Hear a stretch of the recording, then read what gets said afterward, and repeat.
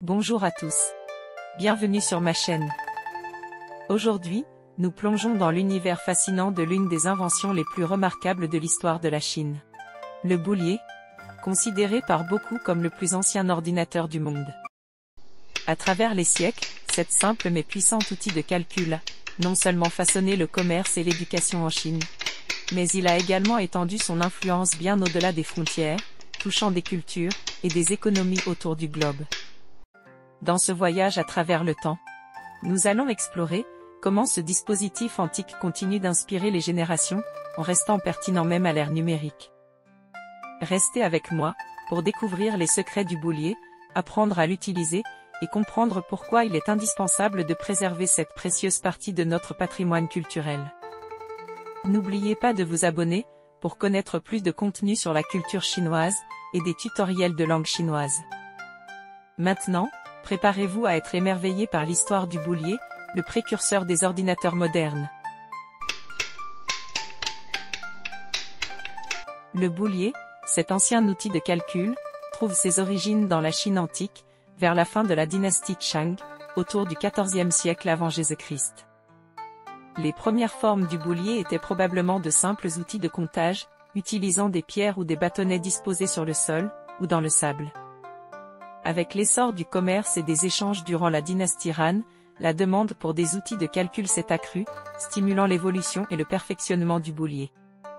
Selon les documents historiques, le boulier tel que nous le connaissons, a commencé à émerger durant la dynastie Song.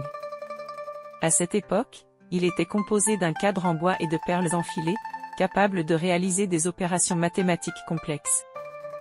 Pendant les dynasties Ming et Qing, la conception du boulier a été pratiquement finalisée. Cette forme de boulier s'est largement répandue au cours des siècles suivants, non seulement au Japon et sur la péninsule coréenne, mais aussi dans toute l'Asie du Sud-Est. La diffusion du boulier ne s'est pas limitée à l'Asie. Grâce à la route de la soie, et aux routes commerciales maritimes qui ont suivi, son usage s'est graduellement étendu au Moyen-Orient et en Europe. Au XVIIe siècle, avec l'intensification des échanges commerciaux, le boulier a gagné en reconnaissance et en usage en Europe, particulièrement parmi les commerçants et les banquiers. Cette diffusion internationale a grandement contribué à l'unification et au développement des méthodes de calcul commercial à travers le monde. En Chine, le boulier n'est pas seulement un outil de calcul, c'est également un outil éducatif. L'enseignement du boulier a été intégré très tôt dans le système éducatif traditionnel chinois. Dès l'école primaire, les élèves commencent à apprendre à utiliser le boulier pour améliorer leurs compétences en calcul mathématique et en logique. Dans le domaine commercial, le boulier est devenu un outil indispensable pour les commerçants chinois. À une époque où les calculatrices électroniques et les ordinateurs n'existaient pas, le boulier aidait les commerçants à effectuer rapidement et précisément les calculs nécessaires dans leurs transactions quotidiennes, constituant ainsi le cœur du fonctionnement commercial antique. L'utilisation du boulier reflète également l'importance accordée par la société chinoise à l'éducation et au calcul précis. Pendant de nombreux siècles, le boulier a joué un rôle crucial dans les transactions commerciales, le calcul des taxes et même la recherche scientifique. Ce n'est qu'au XXe siècle, avec la généralisation des technologies de calcul électronique, que l'utilisation du boulier a commencé à décliner. Cependant, en tant que symbole culturel et outil éducatif, le boulier est toujours utilisé dans certaines régions pour enseigner les compétences mathématiques de base. À travers ce retour historique, nous pouvons voir que le boulier est bien plus qu'un simple outil de calcul, il fait partie intégrante du patrimoine culturel de la Chine et du monde, avec une influence profonde et durable à travers les âges.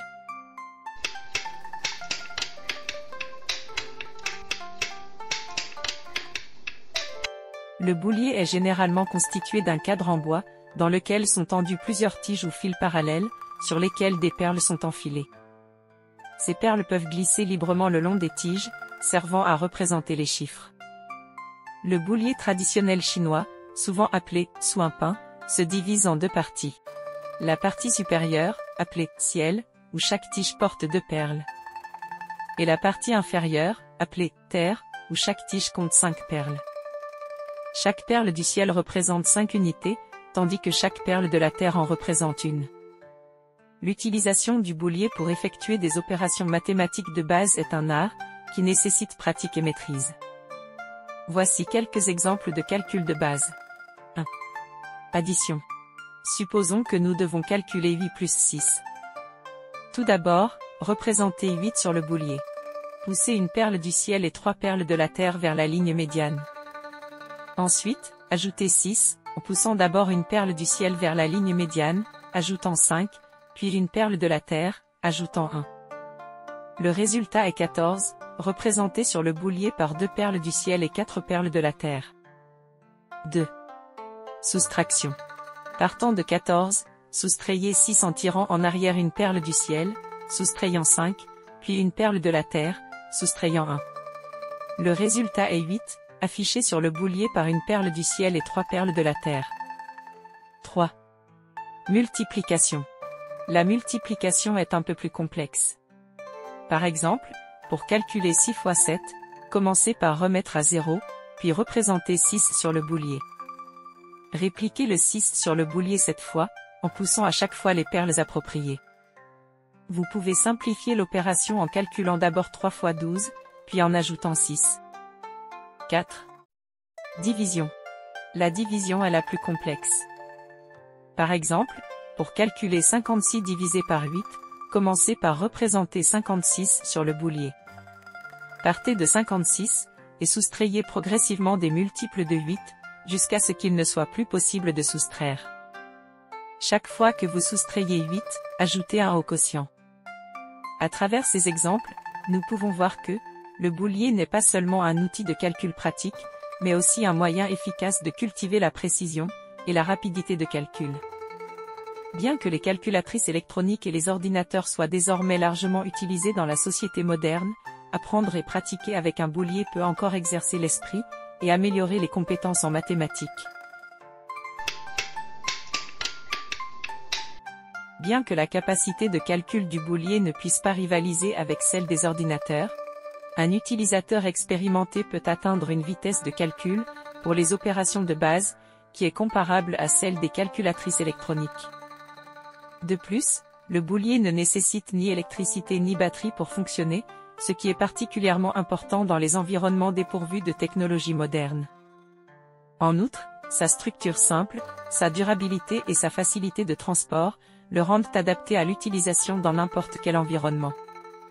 Le boulier contribue également au développement cérébral des apprenants, notamment chez les jeunes enfants. Le boulier est également utilisé pour développer la concentration, la coordination œil-main, et les compétences motrices fines des élèves. L'entraînement au calcul avec un boulier peut aider à améliorer les compétences mathématiques, l'attention et la mémoire des élèves. L'utilisation du boulier exige que l'opérateur visualise les processus mathématiques dans son esprit, une capacité de calcul mental qui est extrêmement bénéfique pour le développement des compétences logiques. Chers amis, aujourd'hui, nous avons exploré ensemble l'histoire et les méthodes d'utilisation du boulier, mais cela n'est que la pointe de l'iceberg.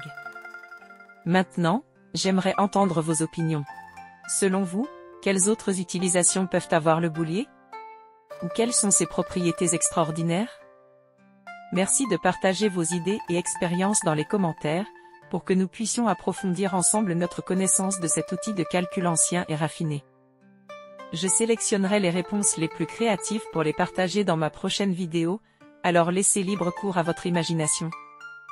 J'ai hâte de lire vos commentaires passionnants.